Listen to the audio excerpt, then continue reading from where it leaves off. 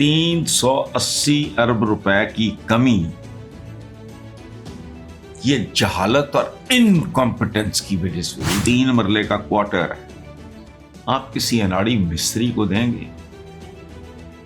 ये मुल्क अनाड़ी मिस्त्रियों के हाथ आया हुआ है। पीटीआई में सवाए इमरान खान के मुझे तो लोगों के नाम भी नहीं याद। उसने कब किसी से एनआरओ मांगा, कब उनको मुज़ाकरात का शौक? दौरा तो आपका पड़ा हुआ है। हमारा सियासतदान जब सियासत के बारे में गुफ्तगू करता है तो उसकी तालीम, उसकी तरबियत, उसका तजर्बा पता नहीं घास चरने चला जाता। दोहराना नहीं चाह रहा, मुझे दोहराते हुए भी शर्म आ रही।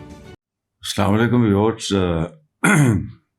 अल्लाह आपको सलामत रखे और इस मुल्क के हाल पे भी रहम फरमाए।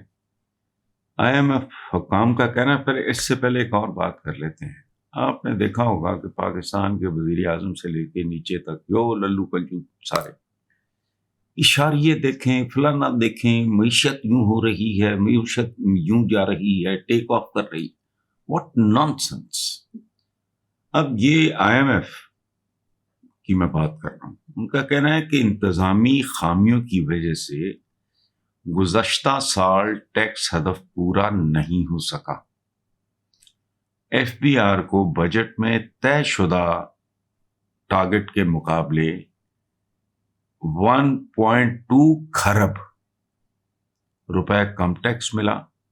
IMF के मुताबिक सेल्स टैक्स और दरामदी टैक्स में सबसे ज्यादा शॉर्टफॉल रहा। 850 अरब रुपए की कमी, बाकी 380 अरब रुपए की कमी इंतजामी मसाइल और कमजोर निफाज इम्प्लीमेंटेशन की वजह से हुई। यानी 380 अरब रुपए की कमी ये जहालत और इनकॉम्पिटेंस की वजह से हुई। मैं 2 लफ्ज इस्तेमाल करता हूं पाकिस्तान के सियासतदानों के बारे में, करप्ट और इनकॉम्पिटेंट। एक ऐसा आदमी जो अपना काम करने के काबिल ही ना हो। यानी आप घर बनवाते हैं, वो 100 करोड़ में बने या 5 करोड़ में बने या 15 करोड़ में बने, आप या मैं कहता हूं वो 3 मरले का क्वार्टर है, आप किसी अनाड़ी मिस्त्री को देंगे?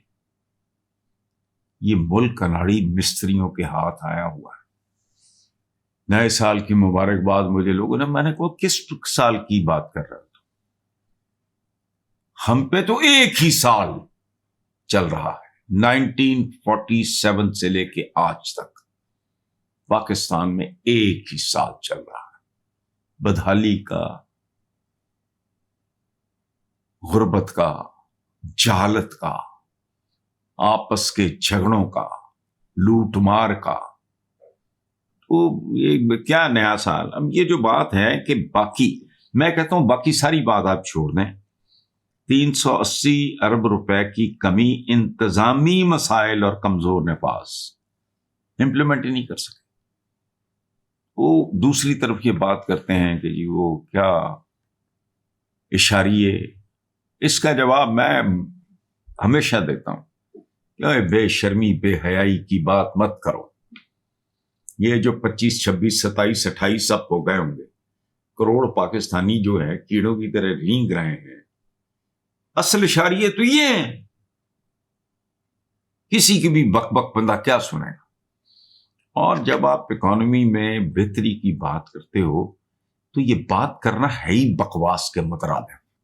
उसकी वजह है, अगर जेन्युइनली चीजें इंप्रूव होती हैं, आम आदमी को कोई रिलीफ मिलता है, उसके चेहरे पे आ जाएगा, आपको कहना ही नहीं पड़ेगा।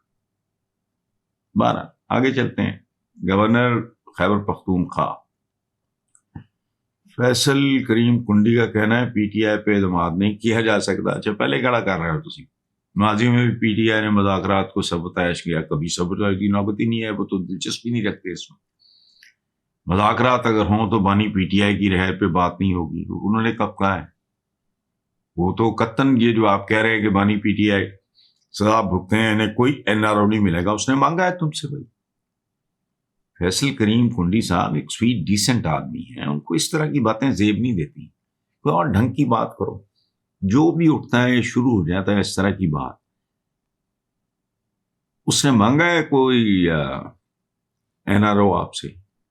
وہ اپنی آج ساری کی ساری پالیٹکس کا ایک این آر او پہ بیٹھی. یہ آپ کے جو نون لیگ کے جو مالکان ہیں نا، پروپرائٹرز، یہ ان لوگوں کا کلچر ہے، وہ نہیں کر رہا. ٹھیک ہے، یہ غلط ہے، یہ ثانوی بحث ہے. اصل بات یہ ہے کہ اس میں سے کوئی بات مذاکرات میں بھی وہ لوگ انٹرسٹڈ نہیں ہیں، یا کم از کم ٹاپ لیڈرشپ نیچے کچھ لوگوں کی خواہش ہوگی، بہت اچھی بات ہے، لیکن they don't matter. P T I میں سوائے عمران خان کے مجھے تو لوگوں کے نام بھی نہیں یاد جن کو تھوڑی سی ریکگنیشن ملی تھی گورنمنٹ کے بعد. وہ پی ٹی آئی سے فارغ ہونے کے بعد یا چھوڑ جانے کے بعد تو لوگ نام بھول گئے، ان کی شکلیں دھندلا گئی ہیں. تو اس نے کب کسی سے این آر او مانگا، کب انہوں کو مذاکرات کا شوق؟ دورہ تو آپ کا پڑا ہوا ہے، لیکن آپ کا پرابلم ہے.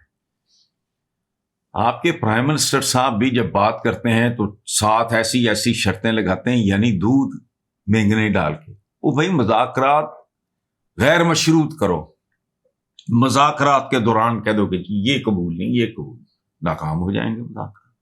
تم پہلے ہی بیٹھے گھر بیٹھے، وہ تو انٹرسٹڈ ہی نہیں. اس لیے یہ سوائے اس کے کہ آپ کا ذاتی امیج، میں نے کہا نا کہ فیصل کریم کنڈی تشریف لائے تھے، سویٹ آدمی ہے، ڈیسنٹ آدمی ہے، پڑھے لکھے آدمی ہے، لیکن پتہ نہیں کہ ہمارا سیاستدان جب سیاست کے بارے میں گفتگو کرتا ہے تو اس کی تعلیم، اس کی تربیت، اس کا تجربہ پتہ نہیں گھاس چرنے چلا جاتا ہے. آخری بات آج کی، حکومت اور اپوزیشن کے درمیان مذاکرات کے حوالے سے بڑی پیش رفت ہوئی ہے. اب یہ بالکل ہی دوسری سائیڈ ہے اور فریقین میں انڈائریکٹ رابطہ ہوا ہے. ذرائع کے مطابق محمود خان اچکزئی کو پیغام دیا گیا ہے کہ حکومت مذاکرات پر اپنے اتحادیوں سے مشاورت کر رہی ہے. یہ مشاورت مکمل ہوتے ہی اپوزیشن سے باقاعدہ مذاکرات کے لیے رابطہ ہوگا. آپ کر کے دیکھ لیں، اگر وہ آپ کا رابطہ قبول کرتے ہیں تو ہو جائیں گے، اور ہو بھی جائیں گے تو یہ ہونی ہے جس طرح کہتے نا گونگلوں تو مٹھی چاڑن والی گل. ڈسپیوٹ تو کوئی لمبا چوڑا ہے ہی نہیں ہے، وہ کہتے پھر الیکشن ختم ہو گئی کہانی. تو کیا کرنے ہیں مذاکرات کر کے؟ یو گیننگ ٹائم یا ویسٹنگ ٹائم؟ یہ حکومت کیا کر رہی ہے؟ میری تو سچی بات ہے عقل سے باہر. اور میں دیکھیں آج کل میں یہ کتاب پڑھ رہا ہوں شمشاد صاحب کی. یہ پاکستان کے بہت بڑے نامور ڈپلومیٹ رہے ہیں، سیکرٹری فارن افیئرس، سیکرٹری خارجہ پاکستان. خدا کی قسم یہ کتاب پڑھتے ہوئے، اور اس طرح کی کوئی بھی کتاب پڑھتے ہوئے، چاہے کسی سابقہ جرنیل نے لکھی ہو، پاکستان کا حکمران طبقہ بہت گھٹیا دکھائی دیتا ہے، بہت ہی گھٹیا.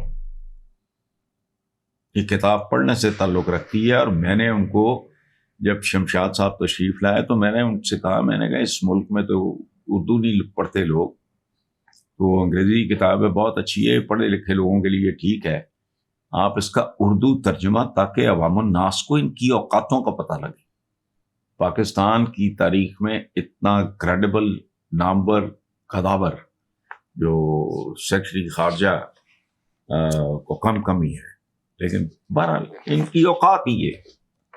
بھٹو کے بارے میں پڑھے، آپ کے رونگٹے کھڑے ہو جاتے ہیں. امیج کیا ہے، اندر سے کیا تھا، میں دہرانا نہیں چاہ رہا، مجھے دہراتے ہوئے بھی شرم آ رہی. سو بہرحال تھینک یو ویری مچ.